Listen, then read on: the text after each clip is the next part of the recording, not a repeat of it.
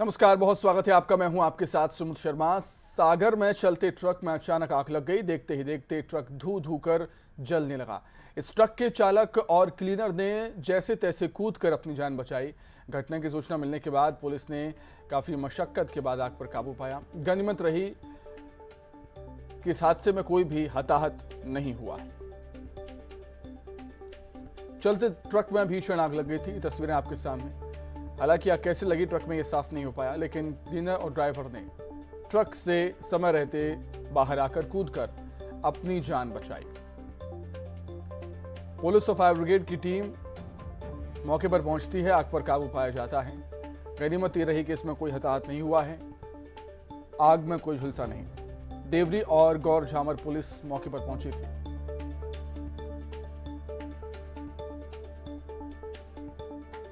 तो अचानक से ट्रक में आग लग जाती है और देखते ही देखते पूरा ट्रक जलकर खाक हो जाता है। हालांकि ट्रक में यह आग कैसे लगी ये पता नहीं चल पाया, लेकिन ट्रक के ड्राइवर और क्लीनर ने ट्रक से कूदकर अपनी जान बचाई। सतना के अमरपाटन में बुजुर्ग की पिटाई का वीडियो वायरल हो रहा है। कुछ लोग गांव के ही बुजुर्ग को डंडों से पीट रहे हैं। पिटाई का वीडियो अमरपाटन से सामने आया, जहां पर लाठियों से बुजुर्ग को पीटा गया बुरी तरीके से। मारपीट का वीडियो वायरल है। ग्राम खरमसेड़ा का यह वीडियो बताया जा रहा है। हालांकि बुजुर्ग को क्यों पीटा, उसकी पिटाई क्यों की गई, यह भी पता नहीं चल पाया। गांव के ही बुजुर्ग को डंडों से पीटा है कुछ युवकों ने। एक दिन पुराना यह वीडियो है। किसी ने भी थाने में शिकायत दर्ज नहीं कराई है।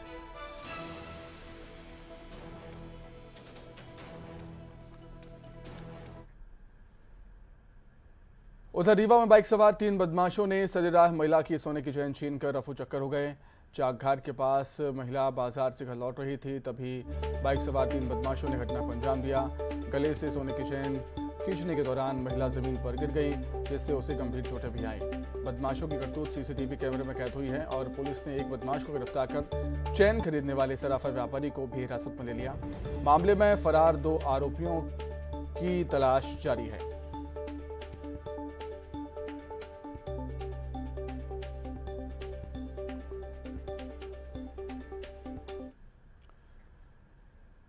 दिग्विजय सिंह के ट्वीट पर बीजेपी ने आपत्ति जाहिर की और कहा कि बंटाधार दिग्विजय सिंह ने पीएम मोदी को ट्वीट किया है, वो उनकी देश विरोधी मानसिकता को दर्शाता है।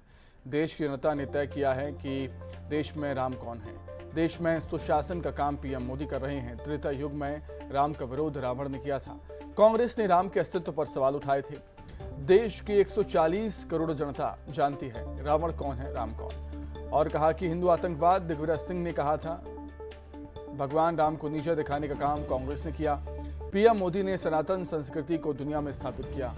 कांग्रेस दुनिया के सर्वाधिक लोकप्रिय नेता पर आक्रमण कर रही है। ये वही मिस्टर बंटाधार दिग्विजय सिंह हैं जिनको मैंने हिंदू विरोधी एम्बेसडर इस भारत का कहा है। ये हमेशा से इन्होंने हिंदू आतंकवाद शब्द देने का काम इन्हीं श्रीमान दिग्विजय सिंह बंटाधार ने किया था। तो हिंदुओं का विरोधी कौन है, ये देश की 140 करोड़ जनता इस बात को जानती है, जो हमेशा से हिंदुत्व को, भगवान श्री राम को जिन्होंने नीचा दिखाने का प्रयास किया है। केंद्रीय मंत्री पीयूष गोयल बीजेपी के प्रबुद्ध जन सम्मेलन में शिरकत करने नीमच पहुंचे और रतलाम भी पहुंचे। पीयूष गोयल ने केंद्र सरकार की उपलब्धियां गिनाई, साथ ही कांग्रेस सरकार पर जमकर प्रहार किए। केंद्रीय मंत्री ने कांग्रेस पर भ्रष्टाचार में लिप्त होने के आरोप लगाए। साथ ही कहा कि पीएम मोदी की अगुवाई में भारत विश्व की 5वीं सबसे बड़ी अर्थव्यवस्था बन गया है। पीयूष गोयल उनको परेशान किया जा रहा है कि आप कलेक्टर ऑफिस जाइए, कमिश्नर ऑफिस जाइए, एसडीएम साहब से मिलने जाइए। तो उस परेशानी के चक्कर में होने के बाद आज मुझे खुद को आना पड़ा। मैंने भी उनका वीडियो देखा, उसके बाद मेरी पुलिस कमिश्नर से बात हुई तो उन्होंने बताया कि हमने परमिशन दे दी है। ये गलत जानकारी दे रहे हैं संजय शुक्ला जी। उन्हें कथा की परमिशन मिल चुकी है और उसमें ये कंडीशन डली है कि जब अगर आचार संहिता लग जाती है तो फिर उन्हें चुनाव अधिकारी, मुख्य चुनाव अधिकारी से एक बार और परमिशन लेनी पड़ेगी। केंद्र सरकार ने देश की सभी सहकारी समितियों के सुदृढ़ीकरण के लिए कई कदम उठाए हैं और सभी 28 राज्यों, 8 केंद्र शासित प्रदेशों के पंजीयकों और 13 राज्यों में 1851 कृषि एवं ग्रामीण विकास बैंकों को कंप्यूटरीकरण के माध्यम से मजबूत करने का फैसला लिया गया है। देश के सभी PSCS के कंप्यूटरीकरण की योजना की तर्ज पर एक राष्ट्रीय एकीकृत सॉफ्टवेयर के जरिए 13 राज्यों के कृषि एवं ग्रामीण विकास बैंकों की सभी इकाइयों का कंप्यूटरीकरण किया जाएगा।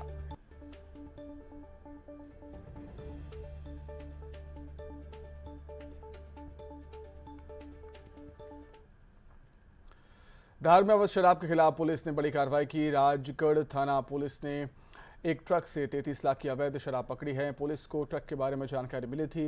इस जानकारी के बाद पुलिस ने घेराबंदी कर ट्रक को पकड़ा। पुलिस ने एक लाल सिंह नाम के व्यक्ति को गिरफ्तार किया है। बताया जा रहा है कि ट्रक को गुजरात ले जाया जा रहा था। शराब से जुड़े नेटवर्क के बारे में पुलिस को पता लगा रही है।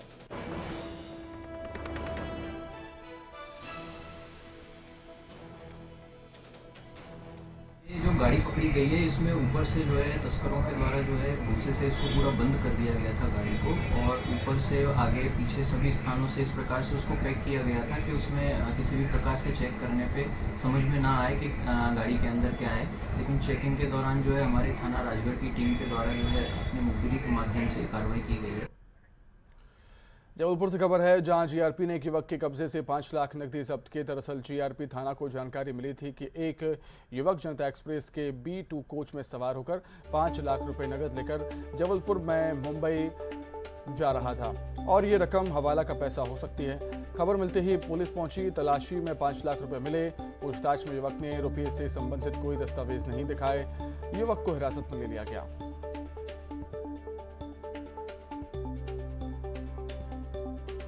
हमें मुखबिर की सूचना प्राप्त हुई कि ट्रेन जनता एक्सप्रेस से जबलपुर से बम्बई एक व्यक्ति जा रहा है जो B2 में बैठा हुआ है। 25 नंबर वर्थ है, जिसको जो नगद पैसा लेके जा रहा है, जिस पर हमने उक्त वर्थ पे जाके चेक किया तो एक व्यक्ति मिला जिससे पूछताछ की गई, जिसने अपने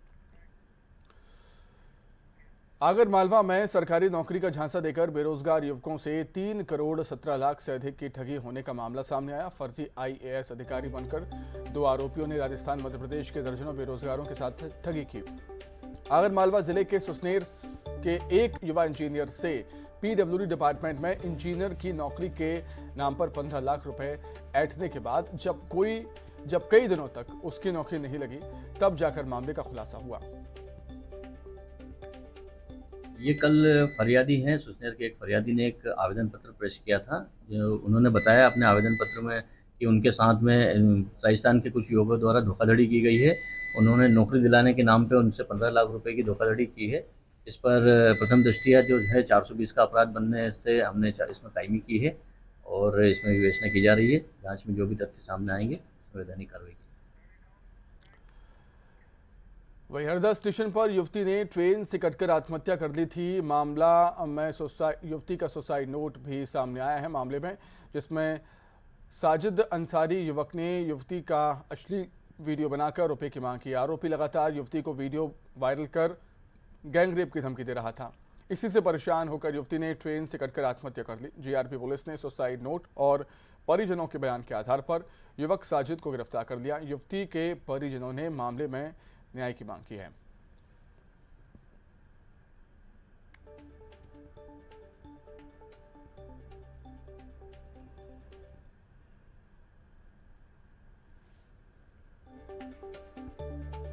लड़की के पास से एक पर्स, एक स्कूटी की चाबी और एक मोबाइल और एक सुसाइड नोट मिला था। पंचनामा बनाया गया है। डॉक्टर टीम द्वारा मृतिका का हमने पोस्टमार्टम कराया है, मिनरल स्लाइड बनाई है। सुसाइड नोट और मृतका के परिवारजन पंचनामा में शामिल थे और उनके द्वारा जो कथन दिए गए उनके आधार पर प्रथम दस्ता हमने एक आरोपी साजिद अंसारी निवासी हरदा के विरुद्ध, जो उनके पड़ोस का रहने वाला है, अपराध धारा 306, 376, 384, 506 भादावी का अपराध पंजीबद्ध किया है। इंदौर के कमला नेहरू प्राणी संग्रहालय में देश के सबसे बड़े फिश टनल एक्वेरियम की सौगात मिल सकती है, जिसको बनाने को लेकर पिछले दिनों MIC की मंजूरी मिल गई है। इसके बाद से जू प्रबंधन ने अपनी तैयारी शुरू कर दी है, जिसमें महापौर का कहना है कि फिलहाल इसको लेकर एक अच्छी एजेंसी की तलाश की जा रही है। एजेंसी मिलते ही हम इसको लेकर काम शुरू करवा देंगे।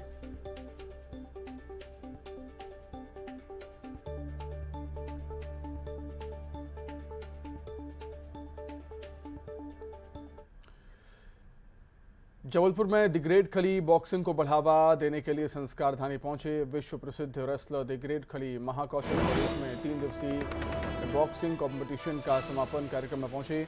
समापन के अवसर पर मुख्य अतिथि के तौर पर शामिल हुए खली। Madhya Pradesh amateur boxing association द्वारा प्रतियोगिता का आयोजन किया गया।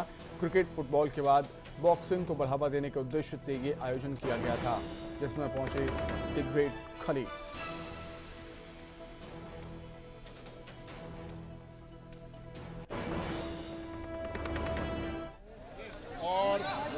विवेक तनखा जी का, अरुण जी का, इनका बहुत बहुत धन्यवाद करता हूँ। और इन्होंने यहाँ पर मेरे को बुलाया और इतना अच्छा एक बॉक्सिंग का आयोजन कराया।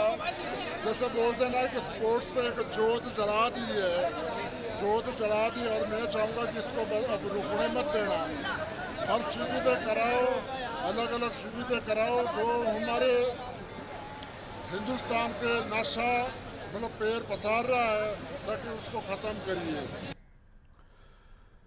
दिग्विजय सिंह ने महाकाल मंदिर में मंदिर की दर्शन की व्यवस्था पर सरकार को घेरा है। उनका आरोप है कि मंदिर के गर्भगृह में आम श्रद्धालुओं के प्रवेश पर रोक है, जबकि बीजेपी नेता गर्भगृह में जाकर दर्शन कर रहे हैं। इस आरोप पर बीजेपी ने पलटवार किया।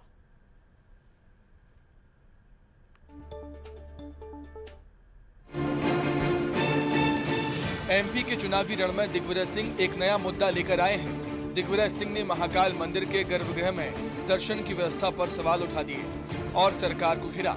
उन्होंने ट्वीट किया, जिसमें उन्होंने लिखा है कि बीते 4 महीने से महाकाल मंदिर के गर्भगृह में आम श्रद्धालुओं का प्रवेश बंद है, जबकि बीजेपी सरकार के मंत्री, उनके रिश्तेदारों और उद्योगपतियों के गर्भगृह में दर्शन पर कोई रोक नहीं है। इस आरोप के साथ ही दिग्विजय सिंह ने ये वादा किया है कि प्रदेश में उनकी सरकार बनते ही दर्शन निःशुल्क कर दिया जाएगा। बाबा महाकाल करोड़ों हिंदुओं की आस्था का केंद्र है। दिग्विजय सिंह चुनाव से पहले मंदिर में दर्शन के मुद्दे पर सरकार को घेर रहे हैं। इस आरोप पर बीजेपी हमलावर हो गई है। मंत्री विश्वास सारंग ने दिग्विजय सिंह पर निशाना साधा है। जो भगवा को आतंकवाद से जोड़ते हैं, ये वही दिग्विजय सिंह हैं जो हिंदू देवी देवताओं का अपमान करते हैं। ये वही दिग्विजय सिंह जी हैं जिन्होंने अपने कार्यकाल में महाकाल बाबा के मंदिर के आसपास ऐसे लोगों का कब्जा करवाया था जो समाज में विघटन पैदा करते हैं। ये वही दिग्विजय सिंह जी हैं जो आतंकवादियों का संरक्षण देने की बात करते हैं। महाकाल मंदिर में आम श्रद्धालुओं के लिए गर्भगृह में दर्शन फिलहाल बंद है, लेकिन इस दौरान कई बीजेपी नेताओं ने गर्भगृह में जाकर भगवान महाकाल की पूजा अर्चना की है और अब कांग्रेस इसे मुद्दा बनाने की तैयारी में है। आरोप प्रत्यारोप का दौर जारी है। अनुराग श्रीवास्तव, न्यूज़ 18 नेपाल।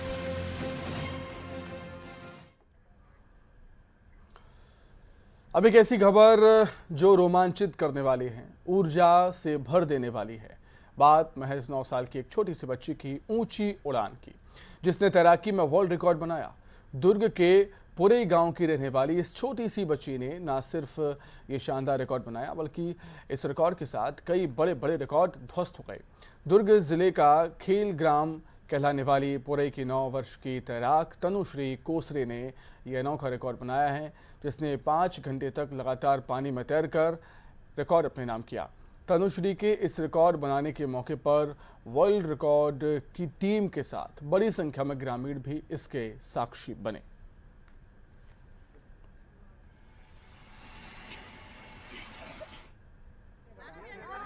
और हम तो सरकार से मांग करेंगे कि बहुत अच्छा इनको बेहतर से बेहतर सुविधाएं मिल सके, ताकि ये लोग ओलंपिक में भी हमारे देश का नाम रोशन करें। अभी तो केवल गांव की बात चल रही, हम कहते हैं पूरे देश का नाम रोशन होना चाहिए।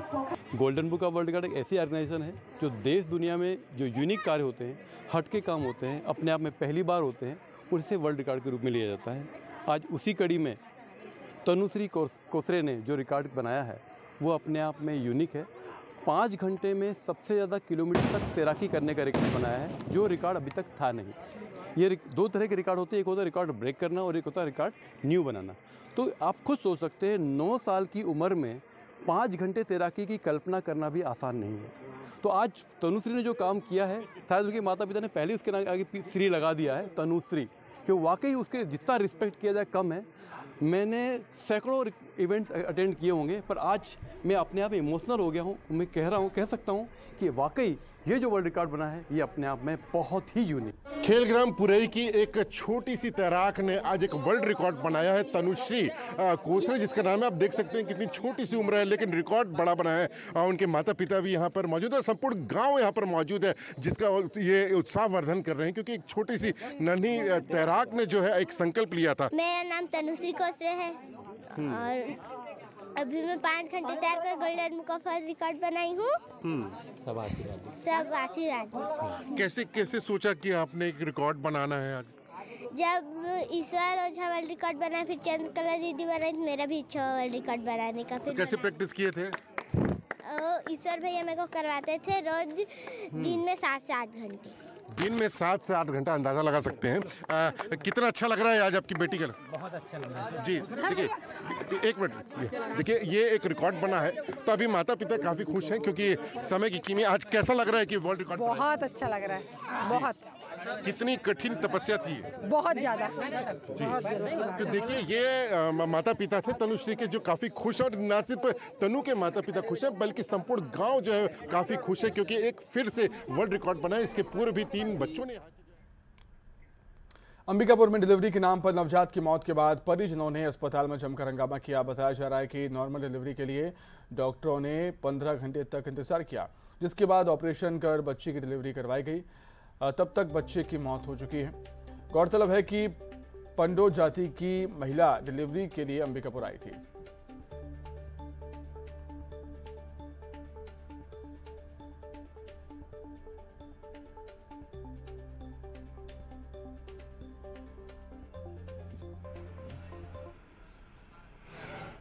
नॉर्मल हो जाए तो नॉर्मल बोलत कुछ मशीन में हमन के बोले कि चेक करके महिला वाला बैठा रहे मोसा से, तो बोलत रहे कि 3 बजे हो जाए, 2 बजे हो जाए, 10 बजे हो जाए, ऐसे करके बिहान हो गई।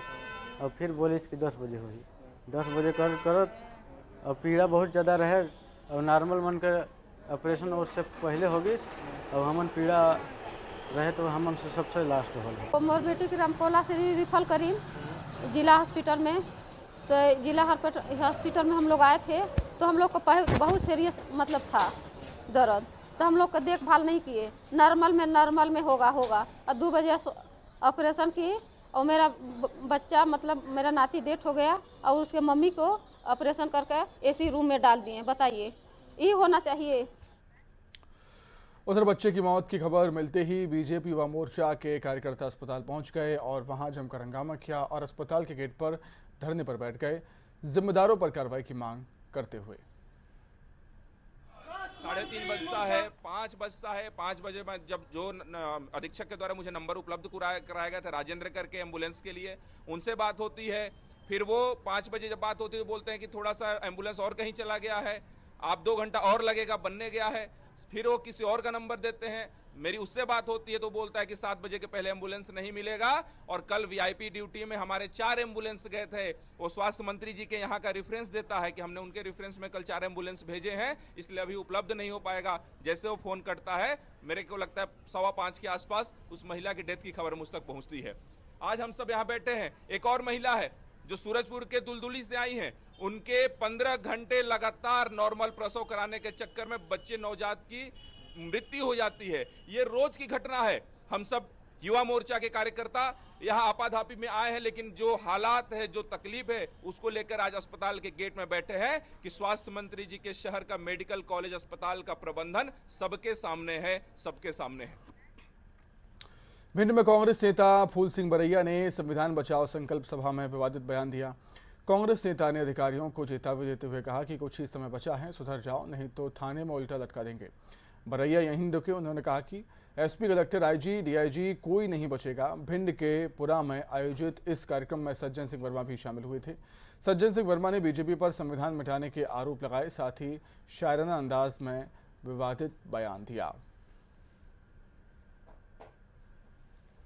लेकिन मैं पुलिस के अधिकारियों को कहना देना चाहता हूं, मैं एसपी को बता देना चाहता हूं, मैं कलेक्टर को बता देना चाहता हूं कि सुधर जाओ, सुधरना हो तो सुधर जाओ, सुधरना हो तो अगर तुम नहीं सुधरे तो मैंने ऐलान भी कर दिया है, जितने तुमने अत्याचार किए हमारे लोगों पर, हमारी जनता के ऊपर, भोली भाली जनता के ऊपर, अगर तुम सुधरना है तो अभी भी दिन हम आपके पास, उसमें अपना परिचय दे दो कि हम सुधर गए। गांव-गांव में जाकर के माफी मांग लो, हमारे बुजुर्गों के पैरों में पड़ जाओ तो हम तुम्हें माफ भी कर सकते हैं। अगर तुम अभी भी नहीं सुधरे तो तुम्हें हम थाने में जाकर के उल्टा लटकाने का काम करेंगे। बाबा साहब के अनुयायी हम, उनके लिखे संविधान को तुम क्या तुम्हारे पुरखे भी आ जाए तुम मिटा नहीं पाओगे। तो मेरा ये कहना है कि हस्ती मिटा दे हमारी, ये तुझ में दम नहीं।